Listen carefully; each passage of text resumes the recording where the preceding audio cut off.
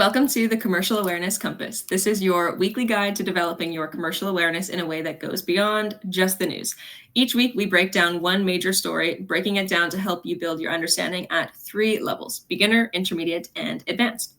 We'll go over today's story in a way that's easy to follow and gives you practical insights to use in your applications and interviews. I'm Tori, I'm a future trainee solicitor, and I'm joined by Henry, a corporate lawyer and content creator. Today's session, we are going to focus on the SRA's recent approval of an AI-driven law firm. So as we go through the beginner, intermediate, and advanced levels, I really want you to focus on how each explanation builds on the last. So we're first just going to start by understanding the basics of what's going on in this story. Then you want to think about how businesses and industries are impacted. And finally, think about the strategic thinking that goes into helping clients manage these new challenges. So if we get into the beginner level, Henry, could you please just give us a bit of an introduction of the story that we're talking about today? Yeah, for sure. As you kindly mentioned, Tori, we're talking about the SRA recently granting the first AI law firm, Garfield Law, to provide regulated legal services through the use of artificial intelligence on certain matters, which we'll get into. This firm is going to be offering sort of litigation assistance to sort of SMEs, small, medium-sized businesses, as well as certain law firms who may make use of this software in basically recovering any unpaid debts and outstanding invoices that these small businesses may have, which they may otherwise not have done, or sought recovery of certain funds because they may not have fully understood the small claims process, didn't necessarily have time for it, or didn't necessarily have access to certain resources that perhaps they would need. So the SRA have kind of said, okay, we've assessed Garfield AI, what it does, how it's going to sort of ensure that it upholds the SRA rules in quality control, client confidentiality, and sort of safeguards around conflicts of interest, and said, yeah, Garfield AI, you meet all of these credentials.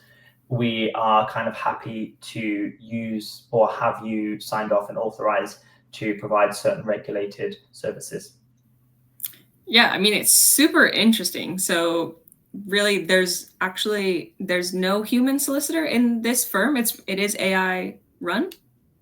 Yeah, so the firm itself is obviously built and generated by various individuals, the business owners themselves, but the actual practice of sort of the case management, how these cases are sort of moved along and progressed, it's all done through Garfield's AI kind of large language models and the AI that's been built for this. But I think what the SRA have said is that the system itself, the AI system, won't kind of propose any relevant sort of case law to the clients, the SME businesses seeking debt recovery. But what it will do is it will put them through the process, and at each stage of the small claims process, the system requires client approval. So you cannot move as part of the next step in the sort of the debt recovery small claims system without the client using it. There will be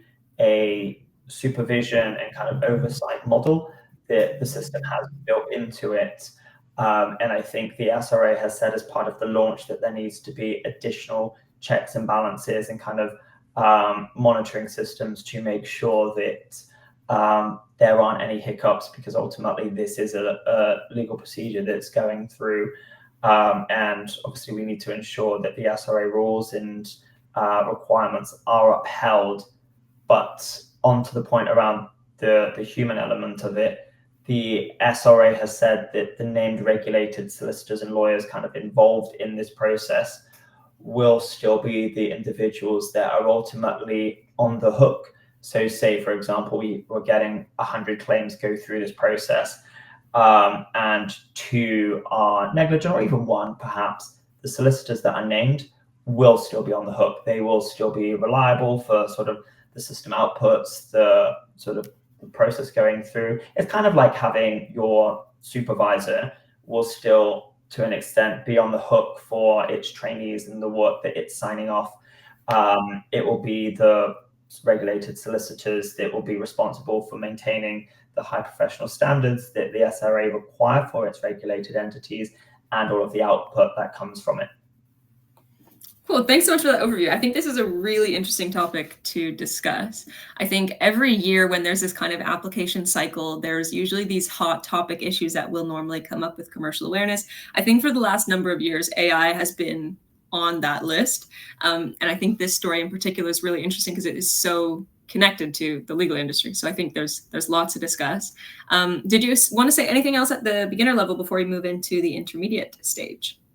Yeah, I just found the point that you just mentioned, Ari, like the AI being a hot topic, like really interesting, because I think you're completely right that over the last couple of years, it has been like a hot topic in terms of the use of AI within the legal profession, with the rise of ChatGPT and stuff. But I don't think we've ever seen anything. There's always been this debate around how law firms and lawyers should use AI. Should we use AI in drafting? Should we use X, Y, and Z to make our emails sound like this, that, or the other? But to actually now have a regulated legal entity providing legal services solely by the provision of AI, I think that's a hop, skip, and a jump straight from what we were talking about last year to what we are talking about now. So if you're interested in this space, which is huge, it's only going to get bigger. We were talking before we recorded this around, I can't remember exactly what it was called, but the AGI rather than AI itself, and how that's going to impact sort of AI and how we use it. But also, I think if you're interested in this space, this is something that law firms are going to be looking at, because we'll get onto this in the later stages, but it's going to sort of reshuffle how law firms think about how they market themselves, how they charge clients, and what work they actually do themselves and what they allocate to sort of platforms like Garfield AI. For sure. I think that the point that you made about how this is just a major advancement from the way that we've been talking about AI in regards to the legal industry is really interesting, because it shows how quickly these technologies develop and how important it is then to be keeping on top of things and keeping on top of these developments. So I'm really glad we're talking about this today. I think it will be really a great thing for people to bring up in their interviews. So if we move into the intermediate level, so at the intermediate level, this is where we're really thinking about why businesses care, how law firms assist. So there was a point you mentioned in the beginner level, actually, that I wanted to talk about a bit more, which relates to liability. So if we have this firm that is providing these outputs through AI, but you were saying that it's ultimately human lawyers who are responsible. Yeah, how does that liability work for that firm then?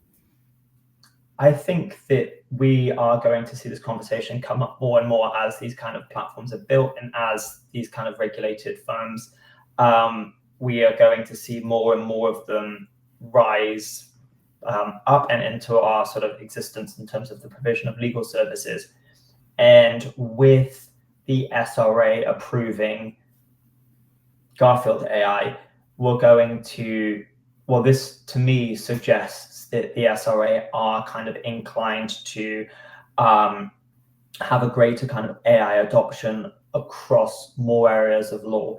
And for now, it's just being used, as we spoke about, on SME invoice debt claims, which are, for a lot of firms that do this work, is very relatively low value work, but it's high volume. And the monetary value comes through churning quite a lot of these cases. And when you're churning through a lot of these cases, mistakes get made by human errors because people are busy, things fall through the cracks, X, Y, and Z. Having a system like this in place can ultimately minimize a lot of these cases sort of missing deadlines or doing X, Y, and Z, and it can increase access to justice. It can boost efficiency. It can reduce like pressures on those firms. But there are then the issues of, oh, something has gone wrong. Who is liable for that? When it's, say, you or me in practice, and like, oops, Daisy, that was me. I didn't tick X box by X date. We know where the blame kind of lies to an extent. And I think that there is obviously a concern that if AI messes up, who is responsible? And I think for me, it's quite clear. And I think the SRA have taken a similar approach that ultimately, if incorrect advice is being given, if negligent advice is being given, if dates are missed and the process is messed up, then that does sit with the regulated solicitors who have used the technology within their organization in the provision of these legal services. Because of course, a lot of these AI technologies are only as good as the information that's put into it. And from my understanding of how this technology was built, it was built with the sort of the civil procedure rules in mind to ensure that the claims process is kind of mapped against what instructions need to be sought from the individuals, what needs to be met, when it needs to be met, by what are the time deadlines. Because for those of you that are doing your LPC or you've recently done your LPC, a hot topic in like the litigation space is sort of counting days between X date and X date, what dates are included, what dates aren't included, what information is needed. So it's making sure that that's factored in, and the SRA have approved this, so they're comfortable that this is met. But the SRA again have said these people are liable, the regulated solicitors are liable, and obviously they don't want to get struck off, they don't want to be fined, they don't want their insurance premiums going through the roof. So of course they are going to be monitoring this, they're going to be checking this, and they'll have their own checks and balances and monitoring processes. And then of course, if you have, let's say, I don't know, what's a huge firm? Let's take Clifford Chance, for example, who deal with huge clients, huge valuable clients. They're working on high level work. When this technology expands to other areas of law, and let's say Clifford Chance want to embed it as part of its litigation practice for, let's say, higher value litigation claims, they are going to want to make sure that they've got X, Y, and Z in place to make sure that they can monitor how this is going, because they don't want to be sued by their clients. They don't want to be on the hook for any negligent advice, but they will still be on the hook for this advice in the same way as if one of their solicitors were negligent. This is effectively just like a technology solicitor, or a solicitor that's like made out of technology, rather. So yeah, I think it's going to be an interesting space, and I think it won't be long until we see this conversation tested in real life when there is a claim brought against a AI firm when something goes wrong, and how that's then interpreted. And I think that will then be like a real test of how does this look. For sure, yeah, I think that will be super interesting. And as you've referred to, there's certainly this element of professional standards here. And I think that it's really interesting for us to discuss in this context where we have future lawyers listening in. So I just recently did the SQE, and one of the first units that you learn is these professional obligations and what are the ethical obligations that you owe to your clients. And I didn't learn it with reference to AI because I think this wasn't so big there. But I'm really interested to see if as this progresses, then new lawyers will be learning about how do you adhere to your ethical obligations when you're using AI. I think it's a really cool conversation. For sure. I think, do you know what, Tori, it would be quite interesting to ask your law school that you're doing your SQE at, whether or not there's anything on their horizon, or if they're discussing this internally around factoring this into sort of the legal education around how do we maintain ethical standards with AI kind of coming into play, because I'm sure there will be conversations around this, particularly with this approval now coming in. And on top of that, one of the key foundations of what we do is sort of being honest and sort of upfront with our clients. And a lot of this information we have to put in the chapter 1 letter, the engagement letter, when we onboard clients at the very beginning, is you'll be aware, and those who are studying the SQE or LPC, whichever route you're kind of going down, is that there is certain information that we have to give clients from the outset. Who is the partner or the supervising solicitor on this? Who's in charge? What are the fees? How long is this going to take? What's the complaints procedure? And I think over the next few months, maybe year, we're going to see engagement letters, those chapter 1 letters with all of that information, having a section that says whether or not AI is going to be used and in what capacity. And I think that's perhaps how we'll kind of overcome that obstacle in terms of having that transparency to say, we're using AI, this is how we're going to do it, this is what the output's going to be. And I think for a lot of clients, they're probably going to again, to an extent, expect and want their lawyers to be using AI. If these clients are using it within the sort of the product services they're selling, if they're using it within their workflows and their organizations, why aren't their lawyers? Why are they paying X amount per hour for someone of a certain level to do X, Y, and Z when actually AI can do that, and it will save the lawyer time, but also the client money. And then obviously you get the balance with lawyers wanting to be able to get the billable hour in, to get costs up, to be able to bill the client. And we're going to have a really interesting sort of discussion around that and how that looks in the future. And I think Garfield AI is a really interesting example of what the future looks like for lawyers. But we do have to keep in mind, again, this is only being used for low value, high volume, relatively straightforward track, small claims. How this then goes on to a bigger scale, I think remains to be seen. But I think this is a really exciting time. And I think if this is the sort of time that you're joining the legal profession, there are so many exciting things that you can kind of have sort of on your horizons, or when you kind of step into your training contracts, to be able to have all of these tools to utilize to kind of and this is just at the beginning of your career. And if you're starting your career now and you're sort of 20, 30 years down the line, what is going to look like then?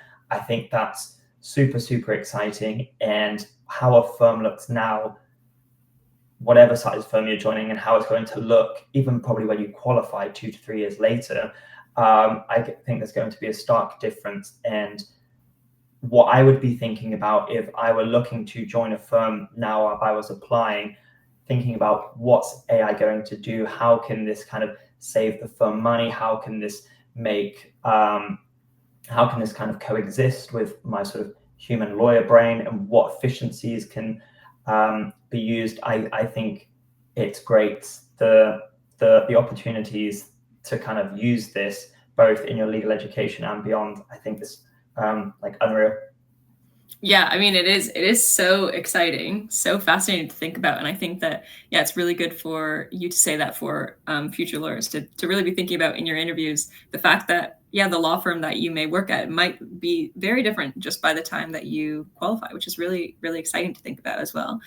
There was one other thing that you said there that I wanted to comment on, because I think that it was great that you mentioned it, which is about the commercial considerations of clients as well, because we've talked a lot about what this means for the legal industry and what are the kind of commercial considerations of this new firm. But of course, we're thinking about clients too, as businesses, and why this might be really advantageous for them from a cost point of view. So I'm really glad that you mentioned that. Is there anything else you wanted to say at this intermediate stage before we moved on? No, I think we've covered a lot of the key points for this kind of level. So yeah, happy to move on if you are, Tori.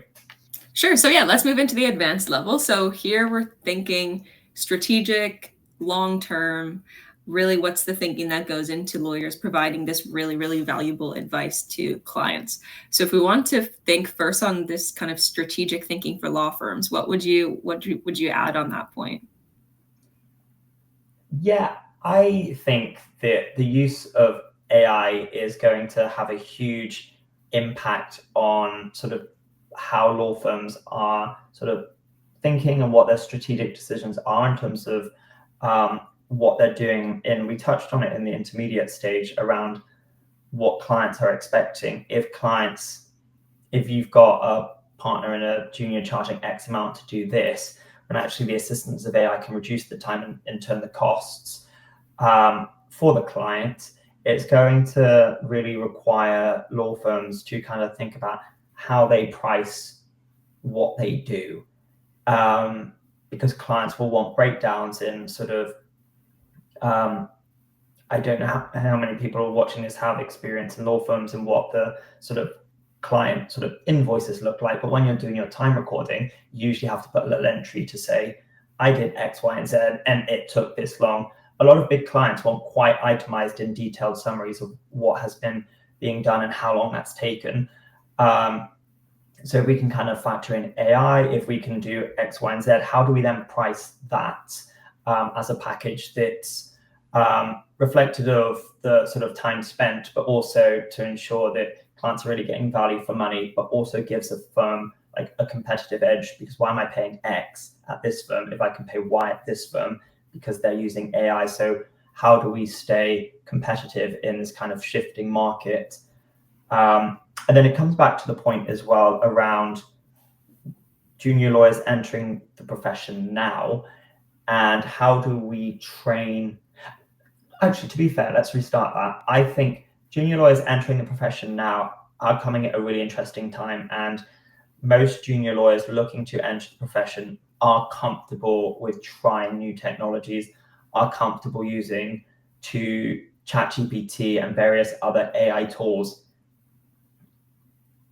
So kind of training them to be part of and involved in sort of a tech enhanced profession, I think is going to be less difficult than training existing lawyers who are within the profession to kind of use these new technologies and be involved and utilize the sort of tech enhancement within the legal profession that these platforms offer. And I think it would be really interesting to, if you're talking about this topic in your interviews and you're saying about AI and how it's going to sort of impact and require reconsidering the firm's sort of unique value propositions, competitive market, and all of that stuff, pricing. But what are we doing with existing lawyers to kind of train them and get them to use platforms like Garfield AI, and however that then comes through further down the line, because I think we're going to see more of a reluctance there, and then that might be a sticking point with clients, because if X senior lawyer, whatever, let's say senior associate, doesn't want to use technologies, well, the client wants them to use that. We just need to train this person to do it. We can't keep charging the client senior associate rates if another more competitive firm is using AI. So I think that's going to be really interesting. I also think that we're going to see a lot more discussions around AI regulation within the legal setting. I think we're going to have, we spoke about this briefly earlier, is the ethics side of things. And I think that might come into the legal training side of things from sort of law education points around the ethics and accountability of kind of machine generated advice and the information that's coming out of Garfield AI. And ultimately, all of our careers start with legal education. How are we going to I know the SQE's only recently come in, and that's still kind of like a work in progress. And there's a lot of discussions going on with like education providers and law firms around how it's going, how it's looking, what it's doing. But are we going to need to reform legal education again to kind of ensure that that keeps in this AI focused side of things? Yeah, I mean, for sure. There's so much to discuss. And I think this episode it's a really good topic to discuss as well for people developing their commercial awareness, because I think often the thing that gets missed with developing your commercial awareness is thinking about the business of the law firm itself. I think a lot of people really do really well to learn about the kind of commercial considerations of clients, but then are less familiar with how a law firm operates and what are their commercial considerations. So I think this has just been so perfect to equip our listeners with so much of that information and to really be thinking about it from that perspective. Was there anything you wanted to add on the advanced level before we conclude? No, I would just say you made a really, really valuable point there, Tori, that a law firm is essentially a business. That business operates to make money. And I think that's always important to kind of keep in mind. Whilst client is key and we need good clients to kind of get money through the door, ultimately that law firm is a business and it's going to want to ensure it is as efficient as possible in kind of getting money into the business to keep it going.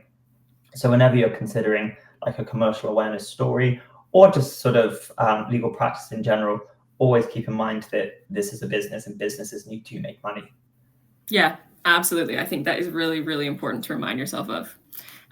So yeah, thank you so much, Henry, for this really interesting discussion. For our listeners, I think this will be a topic for you to keep your eye on. I imagine this to be, as I think we're all aware at this point, AI is rapidly developing, so it is worth keeping an eye on the developments.